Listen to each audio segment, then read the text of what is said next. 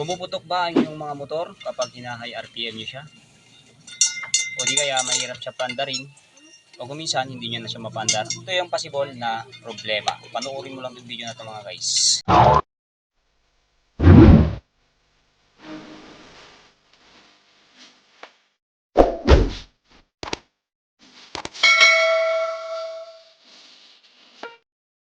Okay mga guys, good morning. Matagal na po tayong hindi nakapag-upload ng mga videos natin. Pero sa araw pong ito ay meron po tayong ibabahagi na kaunting kalaman about sa mga problema ng ating mga motor na declutch o yung kanyang carburetor ay piston type. Ganito siya. Pag ganito ang yung carburetor ay siguradong magagamit mo itong video na to. So panoorin mo lang hanggang sa matapos para magkaroon ka ng ideya o kalaman. So basic lang to mga guys, madali ang video lang to. So ang problema nito mga guys ay pag ginamit tapos pinatay, pag hindi na in-off tong kanyang fuel on and off, ay mahirapan na siyang paandarin ulit o hindi na niya mapapaandar ulit. So tapos kapag hinayaan lang na naka-open, yung kanyang drain plug ay ayan. Papa na nagdigos na kon? Ay tuluyan ng tumatagas. O yan yung tinatawag natin na overflow. O bago natin siya magawa ng paraan, alisin natin tong kanyang carburetor. Gamit tayo ng 10 mm. So ito, pag naalis mo na yung kanyang dalawang 10 mm na nut, pwede natin siyang alisin tong kanyang eto.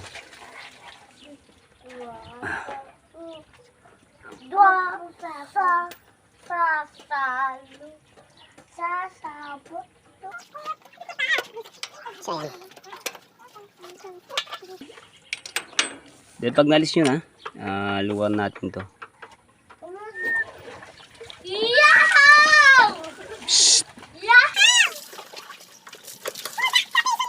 Sorry. Hindi kapag maluwag na mga guys, pwede natin siya kalisin. I-off nyo yung kanyang gasolina sa kanyang tangke. Sa kanyang opening ko. Iurong nyo lang. Okay. Ang daming tumutulo. Dami. So ayan. Bubuksan natin to. At papakita natin yung kanyang laman. Siguradong punong-puno to. Pakita natin yung laman. So ayan mga guys, punong-puno yung ating carburetor at natapon na nga yung mga iba oh. So ito yung dahilan mga guys kung bakit siya nag-overflow, kung bakit tumatagas mismo dito sa may baba. Ayan. Dito. Kasi hindi na nakokontrol tong ating floater. Yung pumapasok na gasolina. So ganito siya. Pag ganyan nakababa. So ayan, pag ganyan nakababa itong kanyang floater, papasok yung ating gasolina. Then kapag habang nagkakalaman tong ating carburetor, tumataas to. Tumataas siya ganyan. Lumulutang siya sa gasolina ayan. Habang tinutulak niya yung kanyang valve. Ayan, kapag ganyan, dapat sarado na yung ating valve. Hindi na makapasok dapat yung gasolina. So nagiging problema nito habang ganyan pa siya, pataas ng pataas, hindi pa nasasaran yung ating gasolina. So nagkakaroon siya ng masyadong maraming gasolina dito sa loob ng ating carburetor. Kaya naaabot niya dito sa pinakatuktok nito. So kapag inaabot ng gasolina dito sa may tuktok na to, tatagas na siya o nag-overflow na siya doon. Ibig sabihin lang kapag may lumulusot na gasolina dun sa kanyang drain plug, ay naabot na ng gasolina itong ating pinakatuktok ng ating pin dito, kasi may butas to diretso dito sa may ating drain plug. Ginawa ito para magsilbing warning kapag may tumutulo na, nagwa-warning na siya, na ibig sabihin yung ating carburetor ay masyado ng maraming laman na gasolina. So para masolusyonan natin mga guys, ito lang siya. Diinan nyo lang. Tagtagari ayan. Diinan nyo lang yan. So ganito lang mga guys. Ano? Hindi na natin to.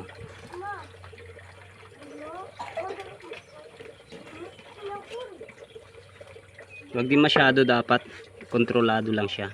Yan, masyadong diin. Ano lang natin. Ayan, ganyan dapat, sarado na.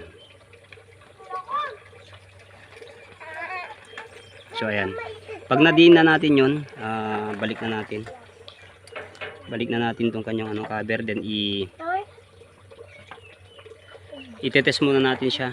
Titignan natin kung okay na ba yung pinapasok na gasolina. Dapat hanggang dito lang yan. Ayan, may guide siya dito. So check natin kung pwede na. Huwag muna natin siyang lagyan ng tornilyo. Then salpak natin dun sa may hose ng gasolina. Ayan. Nagot ko siya. Tigas na. Ayan. Then open natin tong gasolina. Mga 3 minutes bago natin siya i-close para makita natin kung okay na ba yung pinapasok na gasolina o nasa control na ba siya. Okay. Tingnan natin. Close. Then. So ayan. Walang laman mga guys. Walang laman. So ibig sabihin masyadong diin yung ating dininan kanina. So balik natin ng kaunti. So ayan, balik natin. Then try natin. Okay, after 2 minutes pwede natin siya ulit tingnan. So ayan, okay na siya mga guys. Ayan, mas bababa sa ating gauge. Dapat hanggang dito lang dapat yung ating gasolina. So okay na yan mga guys. Ganyan lang yung tamang kadami dapat na pumapasok na gasolina. Kasi pag nilagay mo naman to, pag nilagay mo na siya, ayan, saktong-saktong na siya doon. Naabot na yung kanyang pinaka gauge. So okay na yan. Ibalik na natin at testing na natin mamaya kung hindi na siya nag-overflow. So balik na natin. Hindi nyo pong tatandaan mga guys, kapag overflow, idiin nyo lang ito, yung nasa gitna. Ayan, diinan mo lang. Then kapag sobrang namang diin at wala nang pumapasok na, halos wala nang pumapasok na gasolina, iurong mo lang ng kaunti, paunti-unti hanggang sa makuha mo yung tamang gauge. Paano nga ba natin malalaman na overflow na yung ating karburador? Meron po tayong 4 na sign. Mararamdaman natin to kapag nag-overflow na yung ating motor o masyado ng maraming gasolina sa kanyang loob. Una, madalas ay tumatagas mismo sa kanyang drain plug. Then pangalawa, pag pinatay mo yung ating motor, then pandarin natin ulit siya, mahirap ng pandarin. At yung pangatlo ay halos hindi mo na siya mapaandar kahit start ka na start. Then yung pang-apat, kapag naka-start na yung ating motor tapos tinatakbo mo, nagre-revolution ka o hina-high RPM mo siya, pinipiga mo yung kanyang silinyador ng pinipiga, then pagbalik mo ng kanyang silinyador ay putok ng putok yung ating tambutso. So sign na yun na marami na masyadong gasolina pumapasok sa ating makina at nilalabas na yung mga iba papunta sa ating tambutso. Doon na siya halos nasusunog. So pag nakaramdam kayo ng mga 4 na sign na yun, ay pwede nyo nang gawin ito. Nakita natin video. So nakita nyo yung mga bakas mga guys. Ayan, ang dami gawin. So try na natin.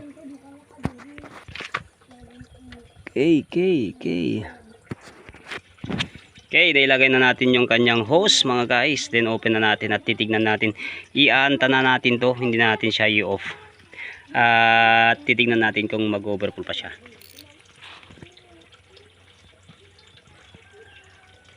So okay naman siya mga guys, okay na. So try natin siya pandarin.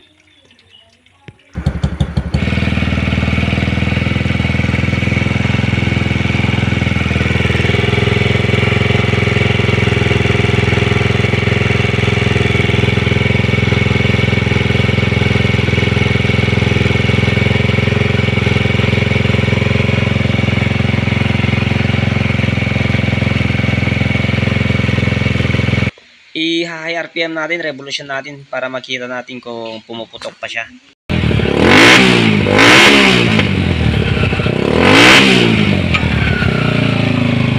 Okay. Wala na yung putok-putok sa kanyang tambutso. Very good na siya. So maraming salamat po sa inyo lahat.